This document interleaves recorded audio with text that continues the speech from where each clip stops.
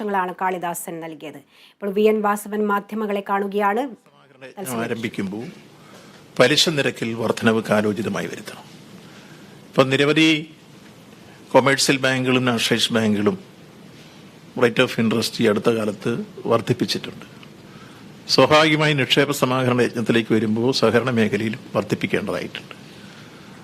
അതനുസരിച്ച് ഇന്ന് കൂടിയ പലിശ നിർണയ കമ്മിറ്റി വകുപ്പ് മന്ത്രിയുടെ അധ്യക്ഷതയിൽ സർക്കിൾ യൂണിയൻ സഹകരണ യൂണിയൻ ചെയർമാൻ, അതേപോലെ തന്നെ കേരള ബാങ്ക് പ്രസിഡന്റ്, CEO, ഞങ്ങളുടെ രജിസ്ട്രാർ തുടങ്ങിയ പലിശ കമ്മിറ്റിയിലുള്ള എല്ലാ പ്രതിനിധികളും, ഫാക്സ് അസോസിയേഷൻ പ്രസിഡന്റ് ഉൾപ്പെടെ പങ്കെടുത്തിരുന്നു. ആ സമിതി ഇപ്പോൾ പുതുക്കിയ പലിശ നിരക്ക് 15 ദിവസം മുതൽ 45 ദിവസം വരെ 6%, 46 ദിവസം മുതൽ 90 ദിവസം വരെ 6.50, 6.50, 91 ദിവസം മുതൽ 179 ദിവസം വരെ 7.50, 180 ദിവസം മുതൽ 364 വരെ 7.75, 7.75%, 1 വർഷം മുതൽ 2 വർഷം വരെ 9%, 2 വർഷത്തിന് മുകളിൽ ഉള്ളവയ്ക്ക് 8.75%. ഇതാണ് പ്രാഥമിക സംഘങ്ങളുടെ നിരക്ക്. കേരള ബാങ്കിൻ്റെത് 15 ദിവസം മുതൽ 45 ദിവസം വരെ 5.5, 46 ദിവസം മുതൽ 90 ദിവസം വരെ 6%, 91 ദിവസം മുതൽ 179 ദിവസം വരെ 6.75, 180 ദിവസം മുതൽ 364 ദിവസം വരെ 7.25, 1 വർഷം മുതൽ 2 വർഷം വരെ ഉള്ളത് 8%, 2 വർഷത്തിൽ കൂടുതലുള്ളത് 7.75%. ഇതാണ് ഇന്ന് കൂടിയ പലിശ നിർണയ കമ്മിറ്റി വർദ്ധിപ്പിക്കാൻ തീരുമാനിച്ചതുമായി ബന്ധപ്പെട്ട സ്ലാബ്. ഇതിന്റെ പൂർണ്ണമായ ഉള്ളടക്കം നിങ്ങൾക്ക് തരുന്നതാണ്.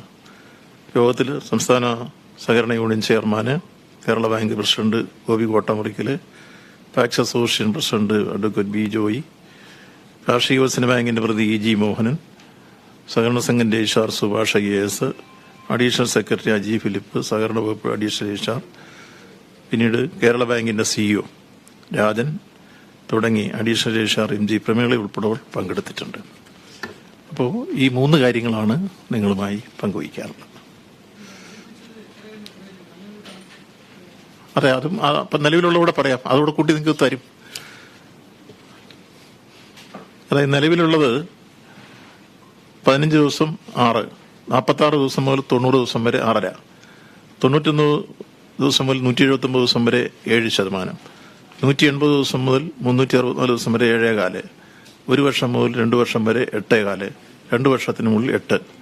അപ്പോൾ നിലവിലുണ്ടായിരുന്ന 8.25 9ആയി, അപ്പം 0.75. അതുപോലെ മറ്റുള്ളത് 7.25, 7.75 ആവും. അപ്പോൾ 0.5, അതായത് 0.5% വർദ്ധിപ്പിക്കുന്നു. അപ്പോൾ 0.5% മുതൽ ഇത്രയും ഇതുവരെ ഉള്ളത് വർദ്ധിപ്പിക്കുന്നു. 2 സ്ലാബും തരുന്നുണ്ട് നിങ്ങൾക്ക്. നിലവിലുള്ളത് തരാം. അപ്പോൾ അത് കൂടെ യെസ് കറക്റ്റ്.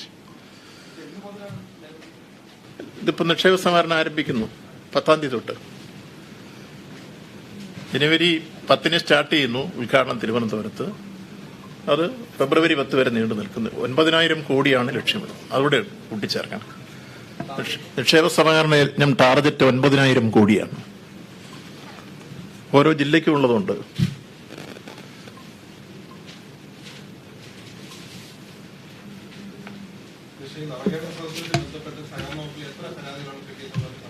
ടോട്ടൽ പരാതിയുടെ കൃത്യം കണക്ക് ഇന്നലെ കൊണ്ടാണല്ലോ എല്ലാം അവസാനിക്കുന്നത്.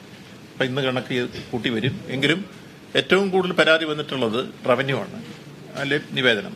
രണ്ടാമത്തെ നിവേദനം ഏറ്റവും കൂടുതൽ ലോക്കൽ അഡ്മിനിസ്ട്രേഷനാണ്. പിന്നീട് വരുന്നത് സഹകരണ മേഖലയിലാണ് ഞാൻ മനസ്സിലാക്കുന്നത്. കഴിഞ്ഞ ദിവസങ്ങളിൽ വന്നു വെച്ച് കണക്ക് കൂട്ടുമ്പോൾ അപ്പോൾ അതിൽ ഏറിയ കൂറും ഈ തിരിച്ചടയ്ക്കാനുള്ളതിന് സാവകാശം വേണമെന്നുള്ളത്, അതവിടെ പലിശ ഒഴിവാക്കി തരണം എന്നുള്ളത്, പിഴപ്പലിശ ഒഴിവാക്കി തരണം, ഇങ്ങനെയുള്ള നിരവധി നിവേദനങ്ങളാണ്. അപ്പോൾ അത് നമുക്ക് പരിഹരിച്ചു കൊടുക്കാൻ 1 മാസം കൂടി ഇപ്പം നീട്ടിക്കഴിഞ്ഞാൽ നിരവധി പരാതികൾ പരിഹരിക്കാൻ ഇടവരുന്നു. അതുകൊണ്ടാണ് ഞാൻ തീരുമാനിച്ചത്.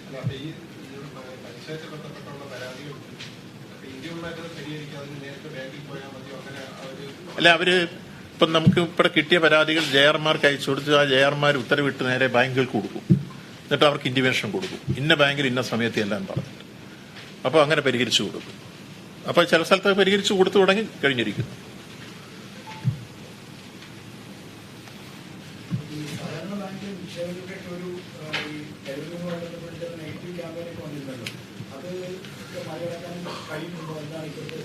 ഒരു സംശയവുമില്ല. കരുവന്നൂർ ബാങ്കിന്റെ ഒരു സന്തോഷകരമായ വാർത്ത ഞാൻ പറയേണ്ടതായിരുന്നു, നിങ്ങൾ ചോദിച്ചത് നന്നായി. കാരണം 103 കോടി രൂപ നിക്ഷേപകർക്ക് മടക്കി കൊടുത്തു കഴിഞ്ഞിരിക്കുന്നു. ചില കൂട്ടർ പറഞ്ഞിരുന്നു ഈ പ്രഖ്യാപനമൊക്കെ ഉള്ളൂ, 1 രൂപ പോലും കൊടുക്കുകയില്ല. ഇപ്പോഴത്തെ ഒരു സ്ഥിതി നിങ്ങൾക്കറിയുമോ? നിങ്ങളവിടെ പോയി നേരിട്ടൊന്ന് മനസ്സിലാക്കിക്കൊള്ളുക. ഈ 103 കോടി രൂപ തിരിച്ച് നിക്ഷേപകർക്ക് കൊടുത്തപ്പോൾ അത് ചിലതിലെല്ലാം തിരിച്ച് നിക്ഷേപിച്ചിട്ട് പോയിരിക്കും ചില ആൾ. ഇപ്പോൾ 1 ലക്ഷം മടക്കി കൊടുത്തവര് 10,000 തിരിച്ച് നിക്ഷേപിച്ചവരുണ്ട്, 25,000 തിരിച്ച് നിക്ഷേപിച്ചവരുണ്ട്. അത് സന്തോഷകരമായ ഒരു സന്ദർഭമാണ്. എന്നുവെച്ചാൽ ഞങ്ങൾ ഈ ബാങ്കുമായിട്ടുള്ള ബന്ധം വിച്ഛേദിക്കാൻ ആഗ്രഹിക്കുന്നില്ല. ഇപ്പൊ കിട്ടുമെന്ന് ഞങ്ങൾക്ക് ബോധ്യമായി എന്ന രൂപത്തിൽ പറഞ്ഞ് ഇപ്പൊ 103 കോടി രൂപ ഇന്നലത്തെ കൂടി ആയപ്പോൾ ഒരു 103 മുകളിൽ, ഞാൻ മിനിങ്ങാമത്തെ കണക്കാണ് 103 കോടി രൂപ. ഓരോ ദിവസവും ഞങ്ങളത് വെരിഫൈ ചെയ്യുന്നുണ്ട്. അതോടൊപ്പം തന്നെ അതിലെ ചെറിയ നിക്ഷേപകരുടെ മുഴുവൻ തീർക്കുകയാണ്, 1 ലക്ഷം വരെയുള്ളത് പൂർണ്ണമായി. അതോടൊപ്പം ഈ ഹ്യൂജ് എമൗണ്ട് വരുന്നതിന് കോടതി നിർദ്ദേശിച്ചനുസരിച്ചുള്ള എമൗണ്ട് അവർക്ക് പലിശ ഉൾപ്പെടെ കൊടുത്തുകൊണ്ടിരിക്കുന്നു. അതുകൂടെ കൂടി തീർന്ന് തിരിച്ച് ഒരു കാര്യം കൂടി ഉള്ളത്, വായ്പ കൊടുത്തു തുടങ്ങിയിരിക്കുന്നു. സ്വർണ്ണ പണം എടുക്കാൻ തുടങ്ങിയിരിക്കുന്നു. കുടുംബശ്രീക്ക് വായ്പ കൊടുത്തു തുടങ്ങിയിരിക്കുന്നു. അപ്പോൾ കരുവന്നൂർ ബാങ്ക് അതിന്റെ പൂർവ്വസ്ഥിതിയിലേക്ക് സമീപകാല ഭാവിയിൽ എത്തുന്ന സാഹചര്യം എത്തിക്കഴിഞ്ഞിരിക്കുന്നു. അപ്പോൾ ഞങ്ങൾ എടുത്ത എല്ലാ തരത്തിലുള്ള നടപടികളും പൊതുവിൽ ആ പ്രശ്നം പരിഹരിക്കാൻ സഹായകരമായി എന്ന കാര്യമാണ് സൂചിപ്പിക്കാറുള്ളത്. മറ്റു കാര്യങ്ങളിൽ അവരുടെ പണം ഈടാക്കാനുള്ളതും നടപടികളെല്ലാം കേസായിട്ട് മുന്നോട്ട് പോകുന്നു. അത് കേസ് തീരുന്ന മുറയ്ക്ക് നടക്കും. അതേസമയത്ത് നിക്ഷേപകരിലെ ആശങ്ക അവസാനിച്ചിരിക്കുന്നു. തിരിച്ച് നിക്ഷേപിച്ച് ചിലർ മുഴുവനല്ല, ഇപ്പൊ ഒരാൾക്ക് 1 ലക്ഷം രൂപ കിട്ടാനുണ്ട്, കൊടുത്തു. അപ്പം തന്നെ അവര് തിരിച്ച് സന്തോഷത്തോടു കൂടി ഞങ്ങൾ ബാങ്കുമായുള്ള ബന്ധം വിച്ഛേദിക്കുന്നില്ല, 10,000 രൂപ ഇവിടെ കിടന്നോട്ടെ, തിരിച്ച് നിക്ഷേപം. 103 കോടി രൂപ നമ്മൾ തിരിച്ചു കൊടുത്തു, നിക്ഷേപകർക്ക് മടക്കി കൊടുത്തു. ആ കൊടുത്തതിൽ ചിലത് ഇങ്ങനെ വരാൻ തുടങ്ങിയിരിക്കുന്ന പറയുന്നത്. അത് എത്ര ഉണ്ടെന്ന് ടോട്ടൽ കണക്കെടുത്തിട്ട് പറയാം. അല്ല, അതൊരു ട്രെൻഡായിട്ട് ഞാൻ സൂചിപ്പിച്ചതാണ്. ഇങ്ങനെ അതൊരു സന്തോഷം തോന്നുമല്ലോ നമുക്ക്, അവർക്ക് വിശ്വാസം തിരിച്ചു വരുന്നു. അത് വരുന്നല്ലേ ഉള്ളൂ. അവരിവിടെ നമ്മുടെ മുമ്പിലേക്ക് വരണം. ഇതിന്റെ പ്രോജക്റ്റും ഒക്കെ ആയിട്ട് ഇപ്പോൾ അതിന്റെ കമ്മിറ്റിയൊക്കെ രൂപീകരിച്ച് വരുന്നല്ലേ ഉള്ളൂ. മറ്റവരുടെ കമ്മിറ്റിയൊക്കെ രൂപീകരിച്ച് അതിന്റെ നടപടിക്രമങ്ങളെല്ലാം നീക്കി നമ്മൾ പറഞ്ഞതുപോലുള്ള പ്രോജക്റ്റ് അവർ തയ്യാറാക്കി ഇങ്ങനെ മുന്നോട്ട് വന്നപ്പോഴാണ് അവരെ സഹായിക്കുന്നത്. അപ്പം നമ്മൾ പുതിയ സഹകരണ നിയമത്തിൽ ഈ കാര്യത്തിൽ ഭാവിയിൽ വരുന്ന ഏത് സംഘത്തിലെയും പ്രശ്നത്തിന് പരിഹാരം ഉണ്ടാക്കാൻ സഹായിക്കുന്ന നിർദ്ദേശങ്ങളുണ്ട്. ഒപ്പം നമ്മൾ കൃത്യമായി സ്വീകരിച്ച മറ്റൊരു നിലപാട്, നിക്ഷേപ ഗ്യാരണ്ടി സ്കീമിൽ ഒരു മാറ്റം വരുത്തി. മുമ്പ് ലിക്വിഡേഷനിൽ പോകുന്ന സംഘങ്ങൾക്ക് മാത്രമേ കൊടുക്കുമായിരുന്നുള്ളൂ. അത് ഞങ്ങൾ നിയമം ഭേദഗതി ചെയ്ത് 5 ലക്ഷം രൂപ വരെ അല്ലാതെ നിക്ഷേപം മടക്കി കൊടുക്കാനും ഓരോ സംഘത്തെയും സഹായിക്കുന്ന രൂപത്തിൽ അത് ഭേദഗതി ചെയ്ത് നടപ്പാക്കുകയാണ്. അപ്പോൾ സ്വാഭാവിക മണ്ഡല ബാങ്കിന്റെയും നിക്ഷേപകരുടെ ക്ഷേമം മടക്കി കൊടുക്കാൻ ആവശ്യമായി അവിടെ രൂപം കൊള്ളുന്ന അഡ്മിനിസ്ട്രേറ്റീവ് കമ്മിറ്റി വയബിളായ ഒരു പ്രോജക്ട് തയ്യാറാക്കി കൊണ്ടുവരുമ്പോൾ ഈ കാര്യത്തിൽ ഈ കമ്മിറ്റി ഇടപെടും.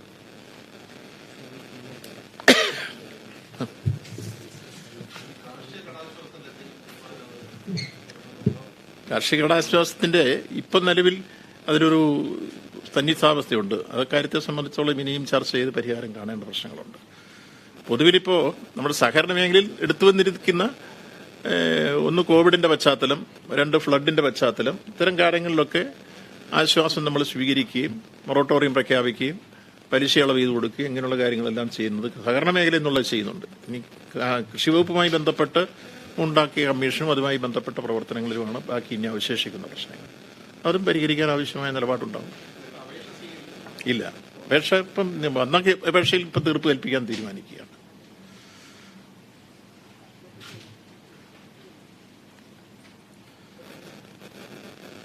ഇപ്പം വിളിക്കാൻ പോവാണ്. ഞാൻ ഇന്ന് തുറമുഖത്തിന്റെ ആളുമായിട്ട് ഒരു ഡിസ്കഷൻ ഉണ്ട്.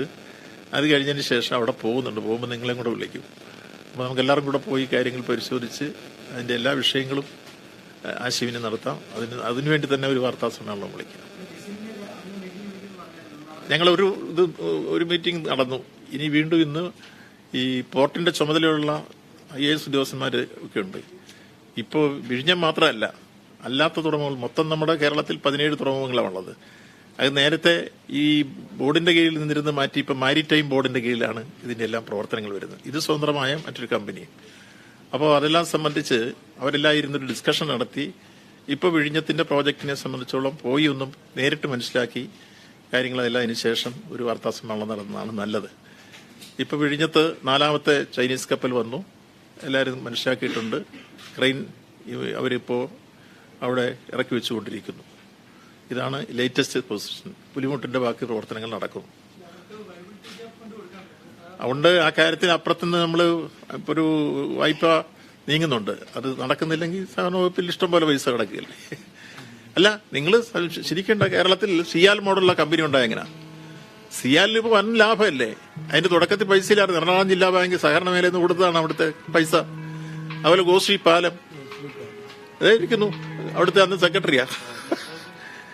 മെട്രോ കേട്ടോ, ഇതിനെല്ലാം കേരളത്തിൽ സഹകരണ മേഖല വിലപ്പെട്ട സംഭാവന നൽകിയാണ് ഈ പബ്ലിക് സെക്ടറും അതുപോലെ PPP പ്രോജക്റ്റും ഒക്കെ ഉയർന്നു വരുന്നത്. എന്നതുപോലെ തന്നെ ഇവിടുത്തെ സർപ്ലസ് ഫണ്ട് നമുക്ക് ലാഭകരമായി വിനിയോഗിക്കുന്നതിന് എന്താ പ്രശ്നം? വേറെ എങ്ങും കൊടുക്കാതെ ഈ മറ്റ് രാഷ്ട്രീയ ബാങ്കും ഷെഡ്യൂൾ ബാങ്കും കിട്ടുന്നതെല്ലാം വടക്കേ ഇന്ത്യയിൽ കൊണ്ടുപോയി കോപ്പറേറ്റുകൾക്ക് കൊടുക്കുക. നമ്മൾ സഹകരണ മേഖല കിട്ടുന്നതൊക്കെ ഇവിടെ തന്നെ പ്രത്യുൽപാദനപരമായ മേഖല വിനിയോഗിക്കുകയാണ്. അതിന്റെ ഭാഗമാണ് സിയാൽ, അതിന്റെ ഭാഗമാണ് ഗോശ്രീ, മെട്രോ, ഇതെല്ലാം സഹകരണ മേഖലയിൽ നിന്ന് കൊടുത്ത. കളമശ്ശേരി മെഡിക്കൽ കോളേജ് ഇതിൽ നിന്ന് വന്നതല്ലേ, ഇപ്പൊ ഗവൺമെന്റ് ഏറ്റെടുത്തു. പെരിയാർ മെഡിക്കൽ കോളേജ് നമ്മൾ വന്നല്ലേ, ഏറ്റെടുത്തു. ഉണ്ട് അതല്ല, അത് ഇനി ഫ്യൂച്ചർ കൺസ്ട്രക്ഷൻ ആണ് നമ്മൾ ഉദ്ദേശിച്ചത്. മറ്റേതിനെ സംബന്ധിച്ചുള്ള ഒരു ആർബിട്രേഷൻ നിലവിലുണ്ട്. അത് ജഡ്ജ്മെന്റ് ആകണേ കുറെ സമയം എടുക്കും. അത് കഴിയുമ്പോൾ ബാക്കി ആലോചിച്ചാൽ മതി. നമുക്ക് പോകാം, എല്ലാവർക്കും കൂടെ അവിടെ പോയി ഒന്ന് കാര്യങ്ങൾ എല്ലാം പരിശോധിച്ച് ഈ കാര്യത്തിൽ ആധികാരികമായി പറയാം. നമ്മൾ കാര്യങ്ങൾ പഠിക്കാതെ എന്തെങ്കിലും കയറി പറയുന്നത് ശരിയല്ല. അപ്പൊ ശരി, ഓക്കെ. സഹകരണ മേഖലയിലെ നിക്ഷേപ പലിശ നിരക്ക് വർദ്ധിപ്പിക്കൽ തീരുമാനിച്ചിരിക്കുന്നതായി മന്ത്രി VN വാസവൻ പറയുകയുണ്ടായി. അതുപോലെ തന്നെ കരുവന്നൂർ ബാങ്ക് കേസിൽ 103 കോടി രൂപ നിക്ഷേപകർക്ക് തിരിച്ചു നൽകിയെന്നും അദ്ദേഹം പറയുകയുണ്ടായി. ചിലർ ബാങ്കിൽ വീണ്ടും നിക്ഷേപം നടത്തിയെന്നും അദ്ദേഹം പറയുകയുണ്ടായി. അതുപോലെ തുറമുഖ വകുപ്പ് ഏറ്റെടുത്തതിനു ശേഷമുള്ള യോഗം ഉടൻ ഉണ്ടാകുമെന്നും മന്ത്രി VN വാസവൻ അറിയിക്കുകയുണ്ടായി. മറ്റു വാർത്തകളിലേക്ക് പോകുന്നതിന് മുൻപ് ഒരിടവേള.